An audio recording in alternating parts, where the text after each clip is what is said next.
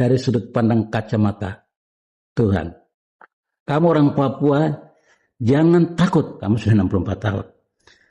Selama kamu ada di dalam kesesatan ini dan tidak mau keluar dari jalur sesat ini, ya kamu akan terputar di situ. Jangankan 64 tahun, 1000 tahun pun kamu akan terputar di situ. Halo sahabat Manuskrip Papua, selamat datang kembali di kanal YouTube Manuskrip Papua. Kali ini kami perlu menyajikan rangkuman pandangan seorang tokoh politik Papua, Hakim Pahabol, terkait interpretasinya terhadap sejarah dan dinamika politik Papua. Seluruh pernyataan yang disampaikan dalam video ini merupakan pandangan pribadi narasumber dan disajikan untuk tujuan informasi dan edukasi, bukan sebagai ajakan, dukungan, ataupun penolakan terhadap pihak manapun. Lamanya perjuangan ini bukan karena kehendak Tuhan dan rencana Tuhan menyiksa kamu sampai rakyat habis konyol bodoh begini, tidak. Yang salah siapa? Jadi ingat, jangan pernah bertanya kepada Tuhan, apakah Papua Merdeka itu adalah kehendak Tuhan? Sebab itu pertanyaan yang paling konyol di muka bumi. Selama kamu ada di dalam kesesatan ini dan tidak mau keluar dari jalur sesat ini, ya kamu akan terputar di situ. Dalam pemaparannya, Hakim Pahabol menyampaikan pandangannya mengenai peristiwa-peristiwa pada awal dekade 1960-an yang menurutnya memiliki makna penting dalam sejarah Papua. Ia menjelaskan bahwa, berdasarkan perspektif yang ia yakini, terdapat proses administratif dan simbolik yang pada masa itu dipahami sebagai bentuk pengakuan politik, termasuk pengumuman yang berlangsung pada awal bulan Desember tahun 1961. Pandangan ini merupakan bagian dari interpretasi sejarah yang hingga kini masih menjadi bahan diskusi dan perdebatan. Ia juga menyampaikan refleksi mengenai bagaimana masyarakat sebaiknya memahami sejarah, hukum, dan politik secara kritis, serta pentingnya pendidikan dan kesadaran dalam membaca berbagai narasi yang berkembang. Dalam konteks ini, ia menekankan bahwa perbedaan sudut pandang merupakan hal yang wajar dalam masyarakat yang menjunjung prinsip demokrasi. Selain itu, narasumber menggunakan pendekatan keagamaan dan filosofi moral sebagai bagian dari refleksi pribadinya. Bagian ini disampaikan sebagai ekspresi keyakinan individu, bukan sebagai doktrin, pembenaran, ataupun penilaian terhadap pihak, kelompok, atau kepercayaan tertentu. Perlu ditegaskan bahwa hingga saat ini, status Papua merupakan bagian dari Negara Kesatuan Republik Indonesia berdasarkan hukum dan ketentuan yang berlaku.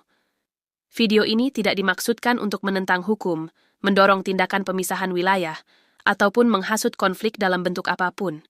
Melalui video ini, penonton diharapkan dapat memahami bahwa isu Papua memiliki kompleksitas sejarah dan politik yang panjang, dengan beragam pandangan yang berkembang di masyarakat. Penonton juga diharapkan dapat menyikapi informasi yang disampaikan secara bijak, kritis, dan mengedepankan dialog damai. Perjuangan Papua bukan dalam rangka mendirikan negara, bukan juga dalam rangka merdeka ataupun berdaulat. Rakyat Papua sudah menyatakan kedaulatan mereka secara de facto tanggal 19 Oktober tahun 1961 dan secara de jure tanggal 20 September 1961 dan diumumkan tanggal 1 Desember 1961 sama dengan Indonesia merdeka secara de facto pada tanggal 17 Agustus 1945,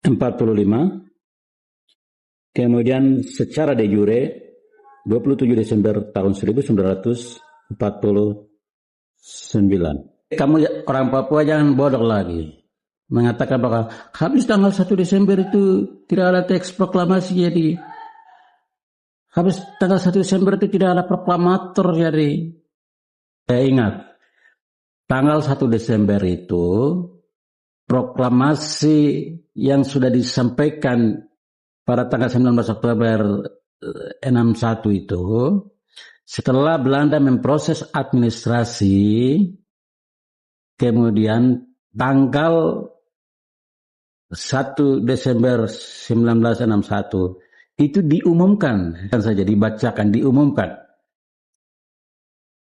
Karena itu hanya pengakuan dari pemerintah Belanda. Jadi tanggal 1 Desember itu tidak perlu ada proklamasi apa itu tidak perlu. Tanggal 1 Desember itu hanya selebrasi karena secara hukum, secara de jure itu tanggal 20 September itu diundangkan dalam lembaran pemerintah Belanda. Jadi tanggal 1 Desember itu hanya selebrasi, perayaan. Dan hari perayaan itu ditandai dengan mengibarkan kedua bendera kebangsaan dua negara, yaitu bendera negara Papua dan bendera negara Belanda, diiringi oleh kedua lagu kebangsaan. Jadi satu hal lagi perlu diingat, bahwa hari tersebut itu sudah dihadiri oleh seluruh rakyat Papua. Semua sekolah-sekolah diliburkan untuk semua hadir, ikut upacara kenaikan bendera bangsa Papua untuk pertama kali. Kemudian kenaikan bendera itu pun itu bukan hanya hari itu saja, tetapi selanjutnya itu bendera negara Papua dan bendera negara Belanda itu dikibarkan sama tinggi sampai invasi Indonesia itu terjadi dan diturunkan secara sepihak. Karena memang mendengungkan Trikora dan dia berpikir bahwa dengan pernyataan bubarkan negara Papua buatan Belanda, terus dengan demikian dia berpikir bahwa Trikora itu bisa dapat membubarkan negara yang sah dan legal resmi. Jika kalau kamu orang Papua masih percaya bahwa Trikora itu berhasil membubarkan negara Papua, itu sama saja dengan kamu percaya bahwa awan dapat menelan matahari hanya gara-gara awan tidak tampak, gara-gara awan itu memele matahari. Jadi kamu orang Papua punya lucu-lucuan itu model begitu, percaya hal-hal yang mitos-mitos. Sebuah Trikora itu tidak mungkin dapat membubarkan negara yang legal sah, kecuali kamu orang Papua itu sendiri menyatakan bubar dan bergabung dengan Indonesia. Tapi selama kamu orang Papua masih mempertahankan kedaulatan kamu, maka selama itu pula negara dan kedaulatan itu akan tetap eksis. Jadi hari ini negara dan kedaulatan bangsa Papua itu tidak tampak atau tidak kelihatan bukan karena dia hilang atau dibubarkan oleh Trikora. Jadi negara Papua itu hanya terpele oleh awan gelap. Nanti matahari itu akan bersinar kembali ketika awan tersebut disingkirkan. Dan hari ini yang orang Papua perlu lakukan adalah hanya perlu menyingkirkan awan gelap yang bernama Indonesia yang memele dengan hukum-hukum palsu. Seolah-olah negara Papua itu sudah dibubarkan dan diperkuat oleh pejuang-pejuang yang bodoh. Karena percaya narasi-narasi sesat, akhirnya perjuangan 64 tahun ini dibangun atas landasan pondasi yang palsu, pondasi yang semu, pondasi yang sesat. Hanya kamu orang Papua tersesat kayak orang Israel tersesat di padang gurun. Orang Israel cuma 40 tahun, kamu sudah 64 tahun. Selama kamu ada di dalam kesesatan ini dan tidak mau keluar dari jalur sesat ini, ya kamu akan terputar di situ. Jangankan 64 tahun, 1000 tahun pun kamu akan terputar di situ.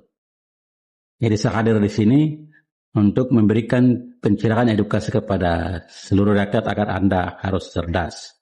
Orang Israel berputar di padang gurun sampai mati semua termasuk Musa yang mendapatkan janji. Itu bukan karena rencana Tuhan, kehendak Tuhan model begitu, tidak. Kalau rencana Tuhan begitu berarti Tuhan itu jahat. Tapi tidak begitu. Tuhan mau supaya berapa hari, 1 minggu itu sudah harus bisa sampai. Tapi yang membuat mereka terputar 40 tahun dan mati konyol itu adalah kesalahan orang Israel itu sendiri. Demikian juga dengan orang Papua. Lamanya perjuangan ini bukan karena kehendak Tuhan dan rencana Tuhan menyiksa kamu sampai rakyat Papua habis konyol bodoh begini, tidak. Tuhan mau tuh lebih cepat mereka. Bahkan dia sudah kasih merdeka dengan gratis lagi. Sama seperti Israel menerima kemerdekaan secara gratis oleh Inggris dan hari ini eksis. Kamu orang Papua juga mendapatkan kemerdekaan secara gratis oleh Tuhan melalui pemerintah Belanda. Yang gratis ini kamu kasih tinggal, baru kenapa kamu bikin yang pakai bayar harga, nyawa, harta, waktu, energi, dan ini semua jadi konyol semua. Yang salah siapa? Jadi ingat, jangan pernah bertanya kepada Tuhan, apakah Papua merdeka itu adalah kehendak Tuhan? Sebab itu pertanyaan yang paling konyol di muka bumi. Karena jawabannya adalah, itu sudah pasti. Papua diciptakan untuk orang Papua, dan bangsa Papua untuk berdaulat, berdiri di atas. Dan dia sudah kasih kemerdekaan itu gratis. Ya. Jadi tentang kenapa Papua ada di Indonesia, tetapi kenapa Indonesia ada lama-lama di sini, dan kenapa perjuangan menjadi lambat, itu bukan urusan Tuhan. Otakmu yang Tuhan kasih itu kau pakai. Apalagi kamu hamba Tuhan ini mulai bicara bahwa, oh karena kalau rencana Tuhan, kehendak Tuhan, Tuhan akan memberikan kemerdekaan. Kemerdekaan tidak akan turun dari langit. Kemerdekaan itu Tuhan sudah kasih.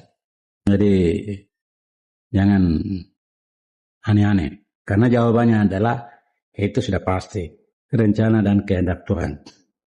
Tetapi tentang kapan dan bagaimana, itu kembali kepada manusia Papua. Karena Tuhan sudah memberikan otak itu dipakai untuk kapan dan bagaimana. Singkirkan awan ini.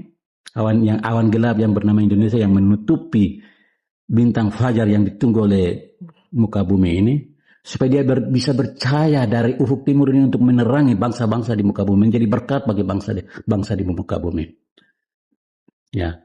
Dan iblis juga sedang bekerja karena rencana Tuhan untuk bangsa Papua ini, untuk dunia itu besar. Makanya iblis juga sedang bekerja keras melalui pejuang-pejuang dan orang Papua dengan melalui Indonesia ini untuk dia mengelabui, dia memutarbalikkan semua kebenaran sehingga kau meyakini semua kebohongan-kebohongan, kepalsuan-kepalsuan. Dan saya hadir di sini untuk membukakan hal ini supaya kau jangan menjadi korban dari disandra oleh iblis dalam kebodohan-kebodohannya, dalam penipuannya. Karena iblis itu dari semula ada hanya untuk mencuri, membunuh, dan membinasakan. Demikian juga, dan iblis itu dia tidak kerja secara fisik langsung, karena kita belum pernah lihat iblis itu dia datang mencuri, membunuh, dan membinasakan. Kita hanya melihat dari dia punya manifestasi. Dan manifestasi ini dia bergerak, bekerja melalui dia punya antek-anteknya. Ya, salah satu antek di tanah Papua ini adalah Indonesia. Yang kedua adalah pejuang-pejuang yang sebenarnya tidak sadar. Ini juga menjadi bagian dari antek-antek yang membangun narasi-narasi sesat, kebohongan-kebohongan yang terlegitimasi, dan bungkus secantik mungkin, tidak tampak. Jadi mereka berjubah malaikat, tetapi sebenarnya itu adalah setan besar. Rakyat Papua tidak boleh hidup berdasarkan apa kata orang. Karena orang lain bilang kamu embrio, kamu manifesto, kamu prematur, kamu sampah Belanda, kamu negara boneka, baru kau bilang iyo, itu artinya bahwa kau tidak menjadi diri sendiri. Orang Papua harus bisa melihat masalah Papua ini dengan benar dari sudut pandang kacamatanya Tuhan. Tuhan sedang menunggu generasi Yosua yang melihat masalah itu dengan sudut pandang yang berbeda. Anda tahu di mana Musa mengutus 12 perwakilan suku itu untuk memata-matai kota Yeriko sebelum mereka masuk. Dan hasilnya apa yang terjadi? Mereka tidak melaporkan sesuai dengan realita dari sudut pandang kacamata Tuhan. Sehingga laporan 10 perwakilan suku itu tidak dibenarkan, dan 10 suku itu tidak diizinkan untuk masuk di tanah perjanjian kecuali Yosua dan Kaleb. 2 laporan ini yang diterima dan dibenarkan oleh Tuhan. Bagaimana mungkin waktu yang bersamaan tapi memberikan laporan yang berbeda? Kamu orang Papua jangan takut menjadi yang berbeda. Walaupun seluruh dunia ini berkata A, B, C, D, aku harus berani berkata beda.